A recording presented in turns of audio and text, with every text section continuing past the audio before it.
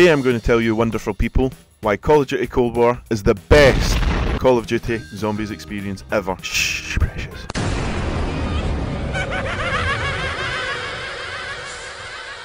The maps of this Call of Duty were perfect. Everything, down to the last minute details. Let's look at my favourite of all the Cold War maps, Der Maschine. It took something so familiar and cherished by those old enough to remember playing Call of Duty 5 zombie mode after completing the long campaign. I was there, Gandalf. I was there 3,000 years ago. And it expanded on it. It was perfect. This was the first entry in the new multiverse where Samantha Maxis never entered the Dark Aether during World War II and controlled the zombies. Now, I know what you're thinking, but Vanguard Zombies says there were zombies in World War II. And to that, I say... It was perfect, but no, you just had to blow it up. You and your pride and your ego. You just had to be the man. If you'd done your job, known your place, we'd all be fine right now. Let's be honest, we all want to forget that moment we woke up after having too much to drink and looking over our shoulder and seeing that we had played Call of Duty Vanguard Zombies the night before, and then have to take a cold shower to try and forget the experience.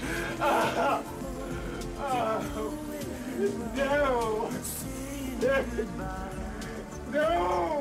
The setting not only called back to the original storylines due to being set in Nakder-on-Toten, it expanded on the map to show you how this universe was different.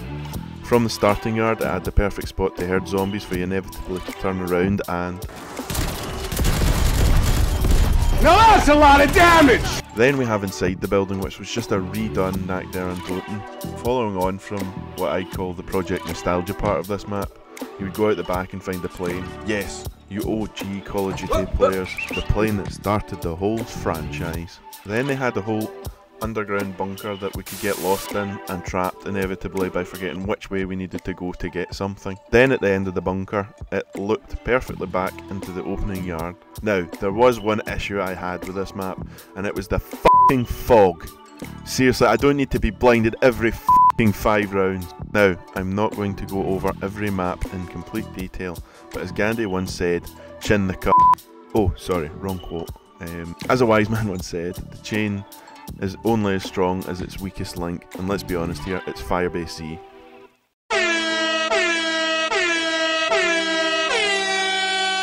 Even though Firebase Z was the weakest entry in the Cold War Zombies map, it was fresh and allowed for a more variety in the actual gameplay itself that allowed the future maps such as Mauer, Der Toten and Forsaken to excel. From new enemy types that I will cover in the next part of the video to moving around the maps and changing location, Firebase Z even introduced the big boy.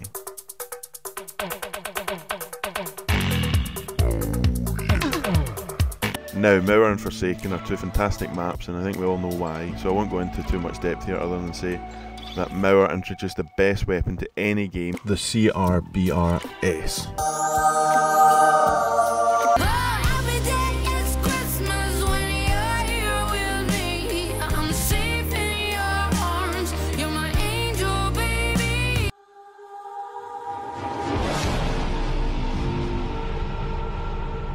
Variety of zombies has been something I never expected to be such an improvement for the COD Zombies franchise, from the Atom Smashers to Mimics to Charlie Sheen. Wow, winning! Sorry, not Charlie Sheen, the Iron Boys, the Tempests, the Manglers, the Disciples. And they all have different methods to deal with. Megatons, for example, have the issue of them splitting after taking out the first slower lad. And then you've got the two faster radioactive zombies to deal with. The Manglers, who I always thought were called Manglers after the Nazi nut job, who experimented on people. They shoot at you, have armour, and if you blow their arm off, they charge at you like, well, you've shot their arm off. Oh, for God's sake, oh, he's got armor! Then you have the Iron Boys. I'm sure Ned I put the real name of these down.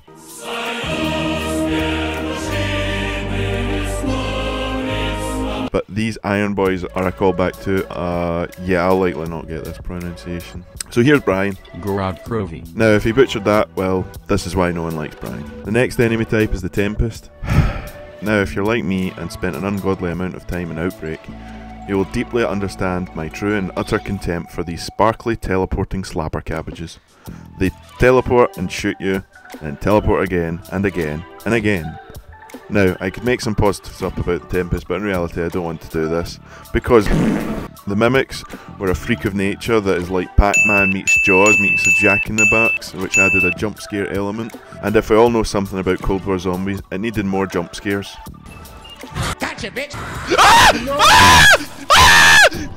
I did not leave that game with dignity. The variety, although simple, makes Cold War Zombies far more entertaining for those who are just trying to survive, having a think about how to deal with it. Then you in the Margwas, Plague Hounds, Hellhounds, and Order!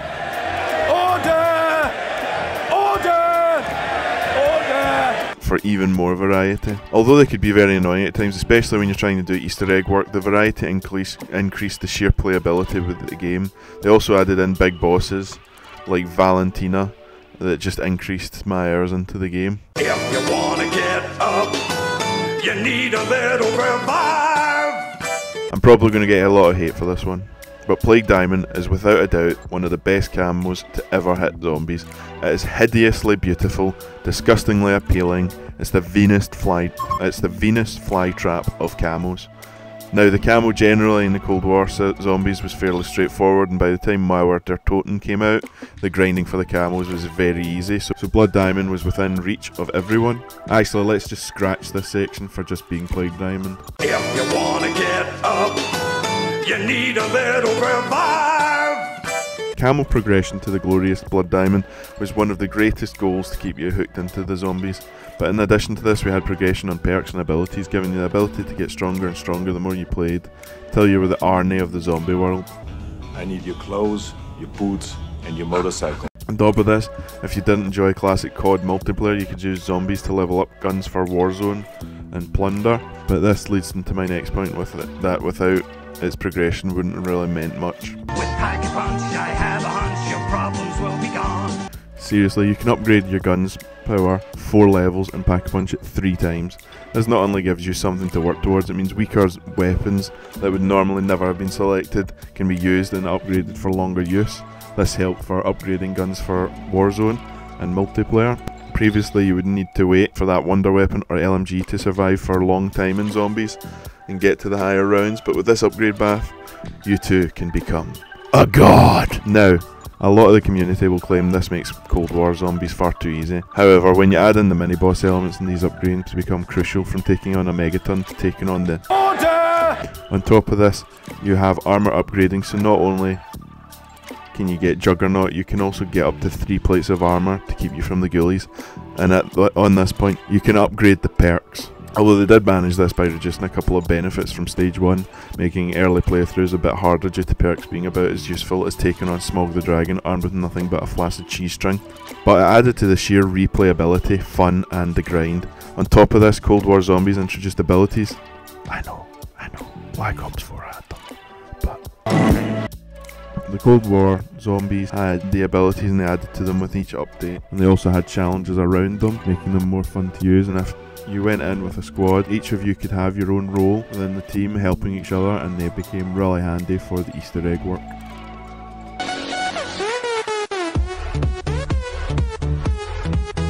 Now it's confession time. I have only done a few Easter egg stories in the previous Zombies titles. What? What the fuck? This was mainly because it was essentially the equivalent of Forrest Gump taking on the Da Vinci Code. To destroy our hope of freedom. To deny every pilgrim the chance to kneel at the tomb of the Magdalene. How could you? Stupid is, stupid does, Mrs. Blue. The previous COD games made it near impossible to complete the Easter eggs on solo unless you were committed and very good at COD. If you'd like to see me doing the Easter eggs or making content around my sheer failed effort at trying to complete them, let me know in the comment below. Why is the Cold War Zombie Easter egg so simple? Well, the majority of the Easter eggs you could easily figure out on your own without any guides whatsoever. I recall when Firebase C, when the Easter eggs were unlocked, getting at least half of the way through it before needing help of understanding how the f*** you get the mimic's brains into a recording device. And since it was brand new, there was no guide available for like 3 days. The added bonus of Cold War Zombies was it used on-screen prompts, voice-over conversations and interactions with other NPCs to guide you through what needed to be done for each part of the Easter egg. This made it easy for the filthy casual like me to enjoy actually going for Easter eggs in Cold War. I completed every single Cold War Easter egg story, and it was really satisfying to be able to say that for a change. But yes, Call of Duty Cold War Zombies Easter eggs were so straightforward that the majority of them could be completed solo, or if you have friends, if you were one of those folk who had connection with another human being. My friends? What world are you living in? I don't need friends. I need fans.